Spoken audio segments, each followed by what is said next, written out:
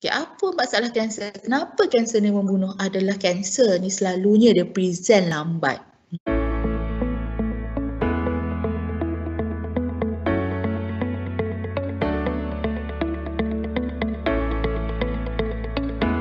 First of all, kita nak kena tahu apa itu kanser paru-paru. Okay, kanser kalau nak ikutkan daripada perkataan dia, ya, adalah sel yang mana selalunya dalam keadaan biasa, sel ni dia membahagi bila ada satu trigger, bila ada benda yang badan kita akan suruh. Contohnya, kalau kita luka, badan ada signal kata kita luka, baru sel akan replicate ataupun membiak supaya dia boleh tutup balik luka itu. Okay, so dia ada trigger kepada benda itu. Untuk sel kanser ini, sebab ada mutasi-mutasi tertentu dan sebagainya, dia membiak atau lebih banyak tanpa sebarang signal daripada badan kita. Okay, dan dia boleh juga pergi ke organ-organ lain. Okay, bila kita bercakap tentang kanser paru-paru, okey, kalau kita tengok dekat gambar rajah dekat sini, ya, nampak saya punya cursor, okey. Dekat paru-paru kita sebenarnya terdiri daripada saluran paru-paru, okey, yang kita panggil trakea, yang paling besar daripada atas ni sampai ke bawah, okey. Lepas tu dia akan bahagi kepada dua, okey, belah kiri dan belah kanan paru-paru, okey. Dan seterusnya dia akan bahagikan kepada macam lebih kurang rupa pokok macam itu. Dia bercabang-cabang, okey. Dan sampai ke akhirnya dia kita panggil alveoli ataupun gelembung udara, yang mana yang seperti mana yang kita tahu, kita ambil oksigen, lepas tu kita keluarkan karbon dioksida untuk buang semula ke udara. Okey. Itu adalah fungsi paru-paru. Okey. So, bila kita cakap pasal kanser paru-paru, selalunya kanser tersebut datang daripada saluran pernafasan itu ataupun lining dekat paru-paru tu. Okey. Dekat paru-paru ni juga ada yang kita panggil selaput. So, dekat paru-paru kita ni sebenarnya ada macam baju yang ada dua layer dekat situ. Okey. Dua lapisan ni selalunya bertemu rapat, dia bergeser antara satu sama lain, tak ada apa-apa dekat dalam. Dalam kes yang tertentu ada kemungkinan air dekat situ, terutama sekali kalau kanser paru-paru tu boleh pergi ke situ, merebak dekat selaput paru-paru dan menyebabkan air dekat dalam situ, ya. So bila kita cakap tentang lung cancer ini, lung cancer ni ada banyak jenis sebenarnya. Dia bukan satu jenis sahaja untuk semua, okey. Dia ada small cell lung cancer, dia ada non small cell lung cancer, dan dia ada jenis-jenis yang lain. Dan non small cell lung cancer ini juga ada bahagian-bahagian dia seperti adenocarcinoma, squamous cell carcinoma dan large cell carcinoma.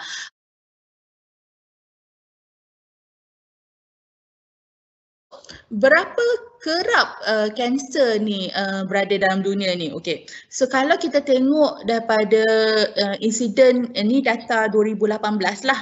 Okey.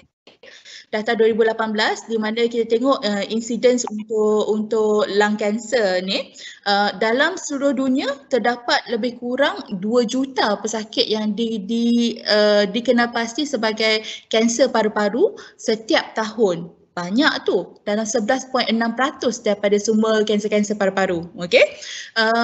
Dan seterusnya yang paling common juga adalah breast cancer. Okey. Selain daripada tu, kanser-kanser lain macam kanser usus, kanser prostat dan kanser perut juga merupakan antara kanser-kanser yang agak common dekat dalam dunia ini. Tapi beza dia, cuba tengok kepada tahap kematian yang disebabkan oleh lung cancer. Okay? Walaupun lung cancer sama dari segi peratusan dengan breast cancer dekat sini, okay?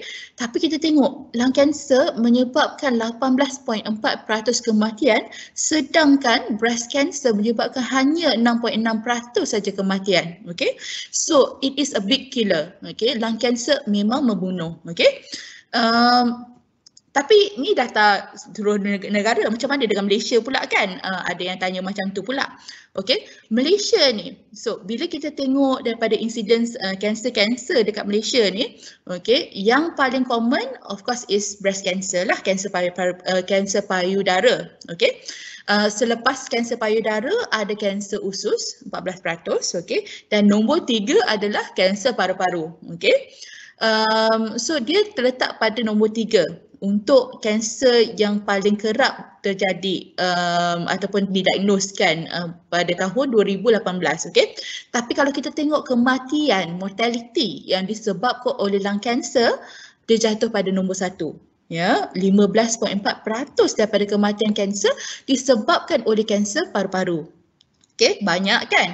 Okay, so kita risau pasal kanser paru-paru sebab saban hari memang makin banyak kanser, makin banyak pesakit-pesakit kanser yang kita jumpa. Okay, dan kalau nak ikutkan apa yang diorang predict pada sekarang tahun 2018 ada dalam 4,600 pesakit kanser. Pada tahun 2040, diorang predict yang akan ada dalam 9,000 pesakit, 9,600 pesakit setiap tahun. Banyak kalau nak diikutkan, ya.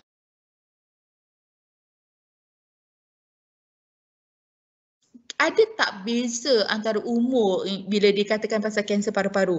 Yes, kanser paru-paru sama seperti kanser prostat dan kanser usus, dia selalunya terjadi pada warga emas, okey? Mereka yang berumur 65 tahun ke atas, ya. Tapi dia ada seawal 30-an, okey?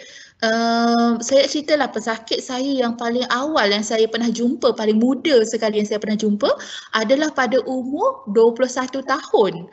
Sangat muda dekat situ, okey. Dan beberapa minggu lepas saya ada dalam 2 orang pesakit yang umur dalam 30-an sahaja tapi didiagnos sebagai kanser paru-paru, okey. Nanti kita fikir kenapa benda ni terjadi, ya. Okey. Dia kira tak kita bangsa apa? Okey, sebenarnya study ni memang dah ada data daripada Malaysia punya cancer registry daripada tahun 2011 hingga 2016 mengatakan memang ada perbezaan, tapi dia melibatkan semua. Tak kisahlah Melayu ke, Cina ke, India, okey. Tapi kanser paru-paru ni lebih kena kepada bangsa Cina dekat sini, okey. Proportion dia memang lagi tinggi dekat kalau anda berbangsa Cina, okey. Seterusnya berbangsa Melayu dan India, okey. Kalau kita kata pasal kanser sahaja, kisah tak kalau macam kematian sebab-sebab kematian yang lain? Okey. Kalau dekat dalam dunia ni, okey, data 2017 nak tengok apa penyebab utama kematian, okey. Selalunya kematian ni yang orang selalu fikir mati sebab sakit jantung, okey, dalam 13.9%, okey. Sebab kedua selalunya sebab jangkitan paru-paru yang mana 12.7%. Mungkin zaman COVID ni naik sikit kot daripada 12.7% kan. Okey. Nombor 3 adalah angin ahmar yang mana di dalam 7% macam itu, okey.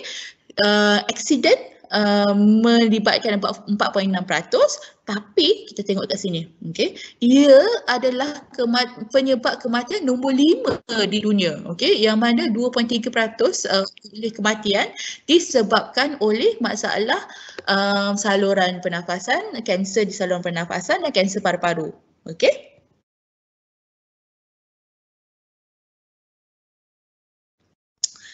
Apa risiko seseorang untuk nak dapat lung cancer? Sebenarnya ni bukan list yang exhaustive lah. Maksudnya ada banyak lagi penyebab sebenarnya. Tapi yang paling utama adalah perokok. Okey, merokok menaikkan risiko anda untuk dapat kanser paru-paru sebanyak 20 kali ganda berbanding dengan orang yang tidak merokok. Okey. Sebab-sebab yang lain kita akan pergi lebih dalam lepas ni. Okey. So, 20 kali ganda kalau anda merokok, anda boleh dapat kanser paru-paru. Dan merokok tu telah menyebabkan kanser paru-paru dalam 80 ke 90% kes. Dan dia sebenarnya tak kisah jenis apa pun kanser paru-paru tu, okey. Adenokarsinoma ke, small cell carcinoma ke, squamous cell carcinoma ke, large cell carcinoma ke, kebanyakan kanser ni disebabkan oleh merokok ke small cell selalunya memang perokok, okey. Adenokarsinoma kebanyakannya adalah merokok, okey. Dan ada beza tak ambil sikit dengan ambil banyak, okey. So, kalau anda tak merokok, risiko anda nak dapatkan kanser adalah dalam 0.2 ke 0.4% saja, okey. Tapi kalau anda dah berhenti merokok, dalam 5%, kalau untuk lelaki dalam 2.6% kalau untuk perempuan. Okey. Tapi kalau anda masih merokok, risiko dia naik 3 kali ganda daripada orang yang dah berhenti, 15% ataupun 9.5% untuk perempuan. Okey. Dan kalau anda merokok yang sangat heavy, okey, lebih daripada 1 kotak sehari, okey, dan jumlah dia, risiko dia naik berbanding dengan mereka yang berhenti merokok sebanyak 5 kali ganda dekat sini. Okey. So memang kalau lagi banyak lagi merokok, memang lagi tinggi risiko tu untuk mendapat kanser paru-paru. Okey. Lagi lama merokok, lagi tinggi as well. Okey. Tapi kenapa mereka-mereka yang bukan perokok dapat kanser juga, kanser paru-paru ni juga? Okey, antara sebab-sebab dia, okey, dalam 40% tu kita tak boleh nak explain ataupun memang ada kombinasi faktor kenapa. Mungkin dari segi faktor genetik, keturunan, pemakanan dan sebagainya, okey. Tapi kebanyakannya, okey, yang warna merah ni disebabkan oleh second hand smoking. Okey. Apa tu second hand smoking? Second hand smoking adalah bila perokok ni merokok, dia lepaskan asap rokok dia tu pergi ke orang lain hidup asap rokok tu, dan itu yang kita panggil second hand smoker. Okey. Second hand smoker ni memang boleh dapat kanser juga. Ya. Selain daripada tu, nanti kita pergi faktor-faktor yang risiko-risiko yang berlainan. Okey. So kenapa second hand smoking ni dia menaikkan risiko untuk nak dapatkan kanser paru-paru sebanyak 20 ke 30%. Okey. So kita tengok kalau gambar ni pun kita dah rasa kesian kan, budak-budak kena rokok kan, asap rokok kan. So kalau kita sayangi keluarga kita, tolonglah berhenti merokok. Janganlah kita exposekan anak-anak kita, keluarga kita kepada asap rokok itu, ya. Antara penyebab lain yang kenapa orang yang bukan perokok boleh dapat kanser adalah radon. Okey. Radon ni apa? Okey. Radon ni sebenarnya sejenis macam gas yang mana dia daripada decay uranium ataupun radium yang dia sebenarnya berada di persekitaran kita, selalunya di sol kita lah. Okey. Dan macam mana dia boleh datang kalau di dekat ruang yang terbuka, radon level tu sangat kurang. Tapi di ruang yang tertutup, contohnya di dalam rumah, kalau tak ada ventilation yang bagus, okey, radon tu akan berkumpul. Okey, dan jangka masa panjang dia boleh menyebabkan kanser paru-paru terutama sekali. Okey. Tapi apa bezanya kalau ada masalah radon? Okey, masalah radon sahaja mungkin akan boleh menaikkan risiko anda sebanyak 6% untuk nak kena kanser paru-paru. Okey. Tapi kalau disatukan dengan rokok, ganda untuk seseorang tu kena kanser paru-paru. Okey. So penting dekat situ. Okey, macam mana kita nak improvekan dari segi radon level? Okey, satu adalah kita make sure ventilation bagus. Maksudnya peredaran udara dekat dalam rumah ataupun dekat dalam bangunan semua elok dekat situ supaya radon gas ni tidak berkumpul dekat situ. Okey, dan ada yang advocate supaya kita uji tahap radon dekat rumah kita supaya kita tahu yang kita berada dalam tahap yang selamat. Lepas tu kalau ada misalnya dinding-dinding yang crack, contohnya dekat bawah lantai dan sebagainya, sealkan dia supaya radon tu tak boleh masuk ke dalam rumah kita. Okey.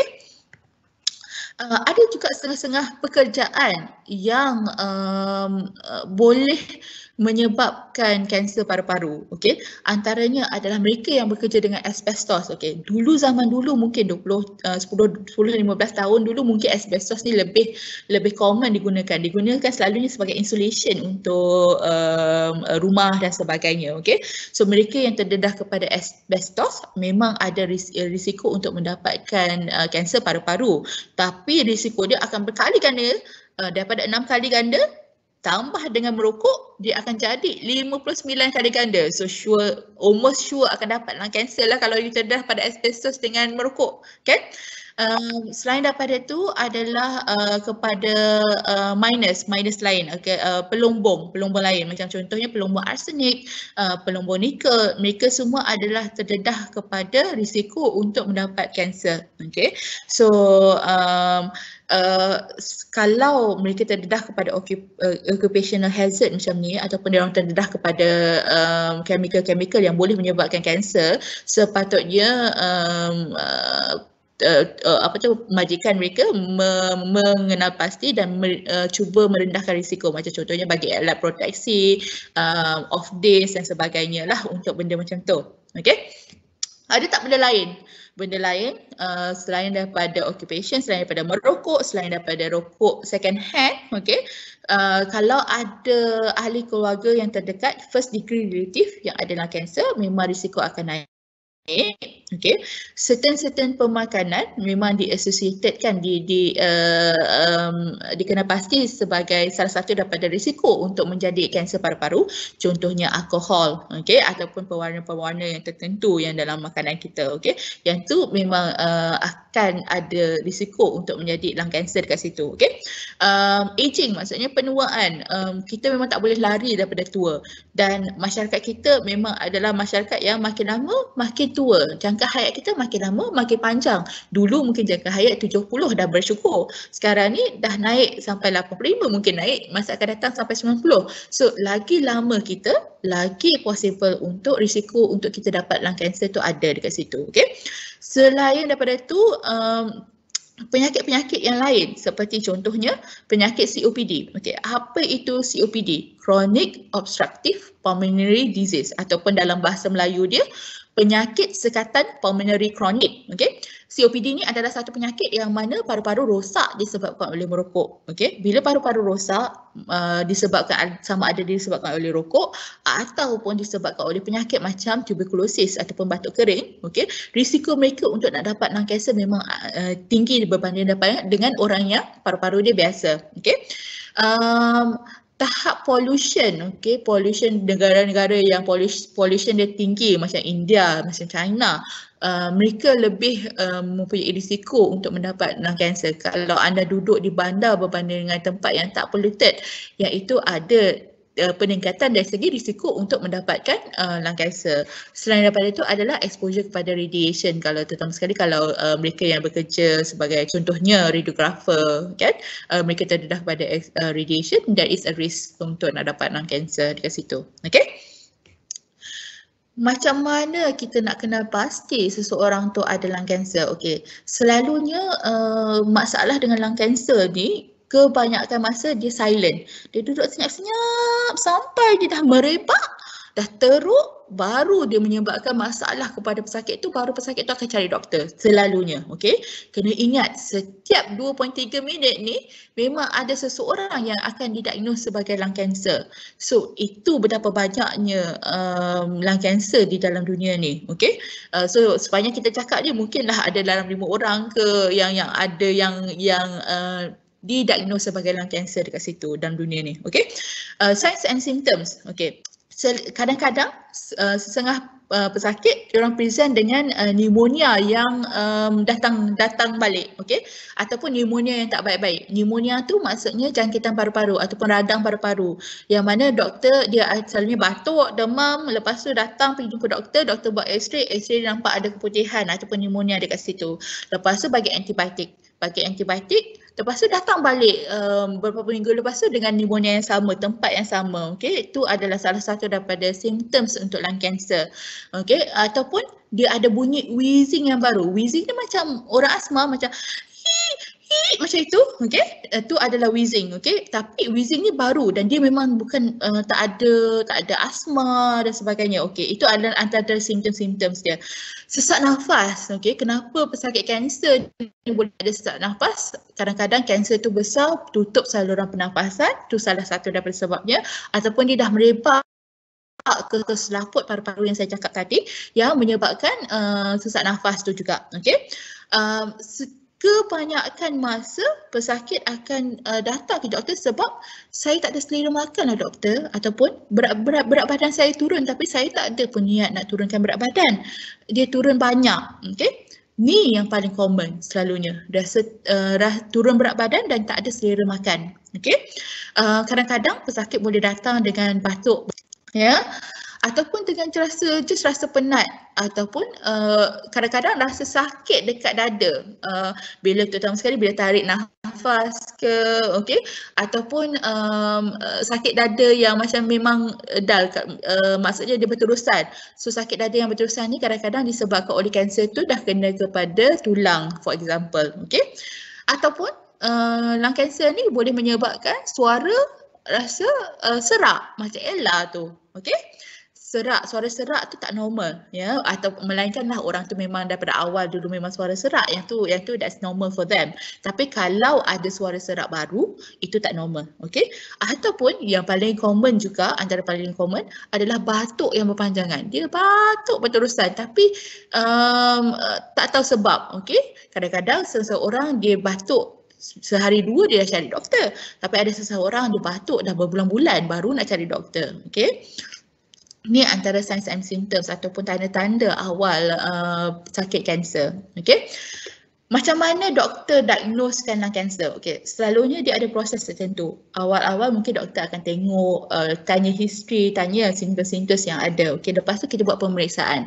Dari segi pemeriksaan tu mungkin bila dengar mungkin ada bunyi-bunyi yang tak normal dekat dalam paru-paru. Lepas tu doktor akan selalunya buat X-ray lepas tu. Okey, X-ray mungkin akan nampak tumpuk-tumpuk putih dekat dalam paru-paru dekat situ yang mungkin doktor suspect kanser. Okey. Seterusnya doktor mungkin akan order kepada CT scan, okey. CT scan ni berbanding dengan X-ray. X-ray dia daripada depan ke belakang, dia nampak 2D, okey. CT scan dia nampak 3D, maksudnya dalam semua tu kita boleh nampak apa yang berlaku dekat dalam, okey. Jadi bila dengan CT scan ni doktor boleh tahu apa cara yang terbaik untuk nak dapat biopsi kanser tu, okey. Biopsi ni maksudnya kita nak ambil sampel sikit untuk nak tahu kanser ni kanser jenis apa, ya. Kadang-kadang bila kanser tu, terutama sekali kalau kanser tu berada dekat tengah-tengah, kita masukkan kamera dekat dalam paru-paru dan ambil biopsi melalui dalam, okey. Yang ni kita panggil bronkoskopi, okey. Ataupun doktor mungkin akan order PET scan. PET scan ni adalah sejenis scan yang mana kita nak tahu kanser tu berada dekat mana dan merebak dekat mana. Okey, dia akan bagi hot spots macam warna merah, warna kuning ni, hot spots yang mana kanser tu yang dapat dikenal pasti. Okey. Seterusnya mungkin perlu surgical biopsi ataupun biopsi secara luar. Kadang-kadang kita biopsi melalui CT scan, maksudnya patient melalui CT scan lagi sekali tapi kita cocok daripada luar, ataupun ada tempat-tempat yang tertentu yang sukar mungkin memerlukan pembedahan untuk nak dapatkan sampel tu sendiri. Okey. Antara benda yang paling baru dekat dalam dunia ni ataupun yang dapat hype banyak adalah liquid biopsy. Okey. Liquid biopsy ni di mana kita ambil darah, kita cek untuk DNA kanser tu sendiri ada ke tidak dekat dalam. Okey, tapi yang ini untuk diagnose first stage, first line atau first stage, dia masih lagi dalam trial. Okey, so tak boleh nak 100% cakap memang boleh diagnosekan kanser melalui cara tu.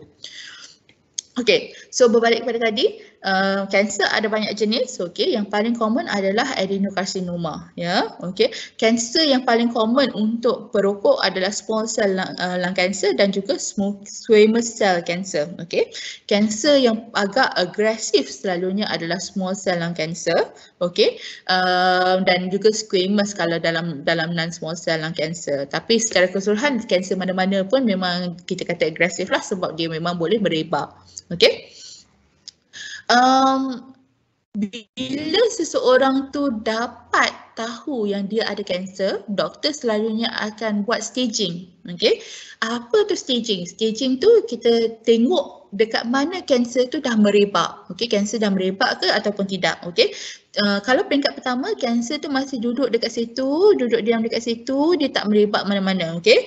Peringkat kedua dia membesar sikit dan dia merebak dekat kelenjar yang berdekatan. Okey, kanser ni dua cara dia merebak, satu melalui kelenjar, satu lagi melalui darah, ya.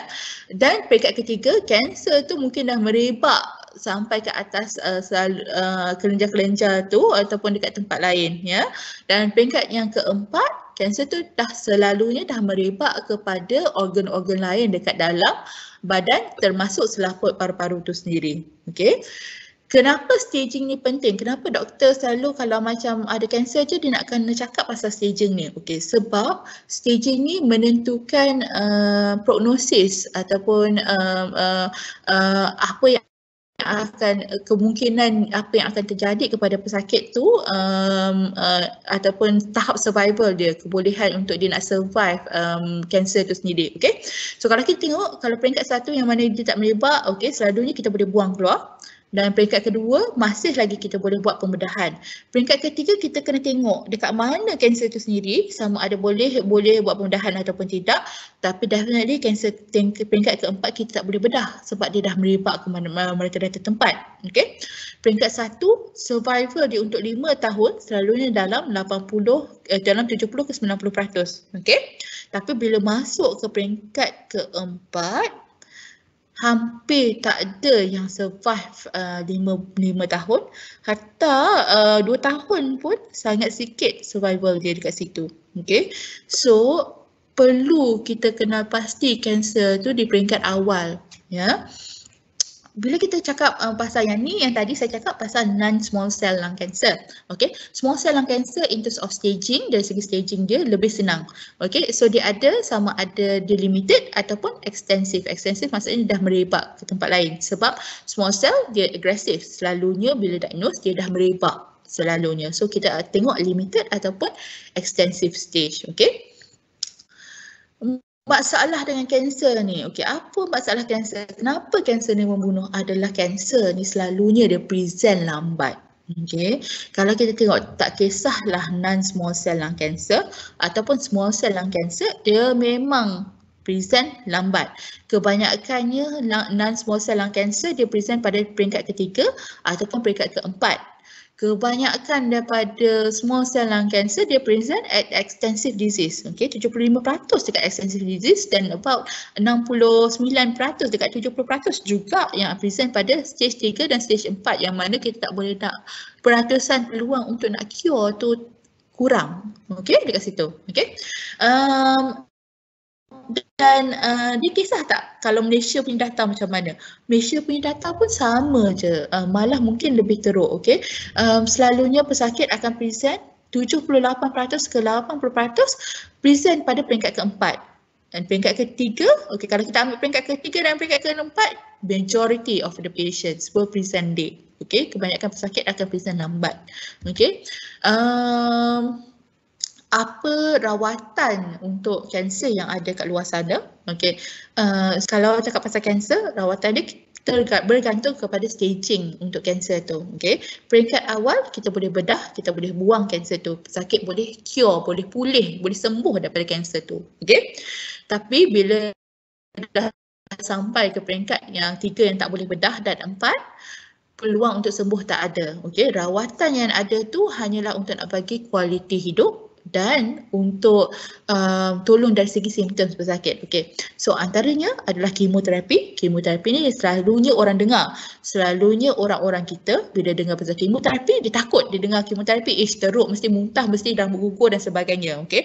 Actually kemoterapi zaman sekarang is better. Okay, we have good drugs now. Okay, yang mana kesan sampingan dia pun kurang dekat situ. Okay, tak semua orang yang dapat kanser teruk. Okay, selain daripada itu, untuk lung cancer juga kita panggil targeted therapy. Okay, apa tu targeted therapy? Ingat tak masa awal-awal saya cerita pasal kanser dia membiak tanpa kontrol. Okay, selalunya sel kita nak membiak, dia ada switch on off dia. Okay, bila kanser terjadi, switch on off dia tu rosak. Okay, so targeted therapy ni dia akan melekat dekat switch on tu, make sure dia tak buka, so kanser tu tak boleh membiak. Itu adalah targeted therapy selalunya. Okay, immunotherapy pula, konsep immunotherapy ni, badan kita sebenarnya ada sel-sel yang macam policeman.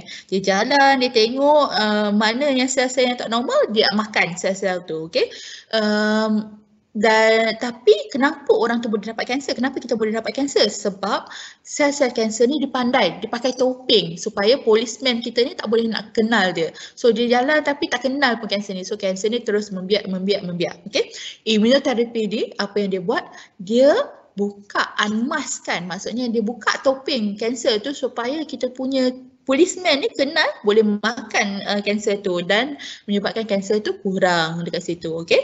So treatment ada, selain daripada tu yang tak ada dekat dalam list ni adalah radioterapi. Radioterapi tu macam laser lah lebih kurang untuk nak kecutkan kanser tu sendiri. Okay? One of the problem dengan lung cancer ni adalah dia present lambat. So macam mana kita nak tolong orang-orang dekat luar sana ada lung cancer screening program. So selalunya dia orang akan screen pesakit yang umur 55 ke 80 tahun yang mana dia orang masih merokok ataupun baru berhenti merokok dalam 15 tahun yang lalu. Okay? Bila diorang buat lung cancer screening program ni, maksudnya apa yang diorang buat bila diorang dapat sakit-sakit ni, diorang buat low dose CT, diorang buat CT scan, tapi yang low dose lah supaya dia nak tengok ada tak kanser yang peringkat 1, peringkat 2 dekat dalam badan dia. Okay, dan bila dia tengok ni survival naik ke 85% sebab kita dapatkan nafas di awal, kita boleh buat sesuatu awal, kita boleh buang kanser tu. Okay, tapi dekat Malaysia I don't think we have a national lung cancer screening program macam ni. If I'm not mistaken, ada trial tentang ni. Okay, so masih belum dipraktis lagi di Malaysia. Okay, kebanyakannya sebab kekangan duit dan sebagainya lah.